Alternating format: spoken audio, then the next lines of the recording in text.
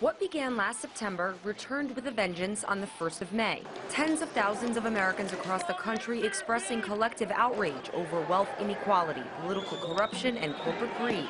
By the evening, federal agents have busted up an anarchist plot in Cleveland. 5 people are under arrest. The Occupy movement made headlines for a very different reason. This group here of so-called anarchists are in custody, accused of wanting to blow up a bridge in Ohio. The self-proclaimed anarchists wanted to stop money flowing to the 1% and send the federal government a message.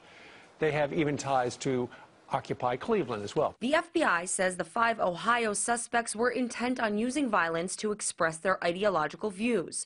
That allowed some Occupy critics to incriminate the entire movement. Is Occupy Wall Street, based on the allegations that we have, or that branch, should it be considered a domestic terrorist organization? The FBI not only foiled the alleged terrorist plot, it also used a government-paid informant to help orchestrate it.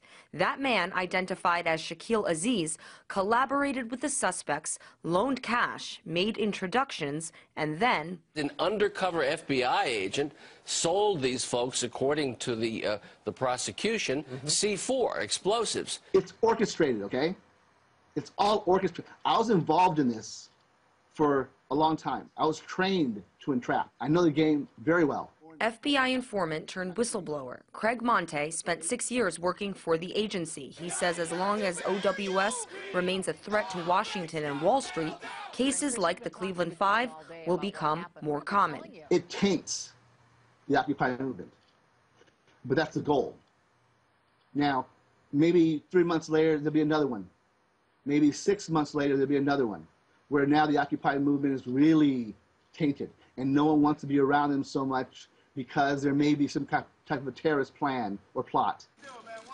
Before the Cleveland 5 came the Newburgh 4, a terrifying plot the FBI claims to have thwarted. FBI operatives provided the fake C4 and actually showed them a fake Stinger missile. The 4 Muslim suspects were arrested and charged with attempting to carry out terrorist attacks. No direction by a foreign entity or a terrorist group? Instead, direction came from an FBI informant who monitored, induced, and facilitated the fabricated plot, reportedly paid $100,000 for his services. In America's post-9/11 decade, scores of U.S. Muslim citizens have been arrested and convicted through sting operations involving FBI informants.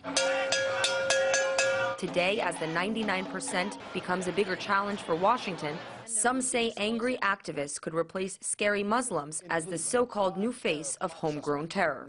I think that Occupy Wall Street is dealing with big enough issues, and there are enough people who are committed enough to the movement that it probably will have political prisoners, maybe sooner than later. Occupy Cleveland issued a statement saying that while the 5 men arrested were associated with the movement, they were in no way representing or acting on behalf of the group. An FBI spokesperson also said the incident was not an Occupy movement plot. Facts which so far have not stopped many from branding Occupy with an unfavorable stain.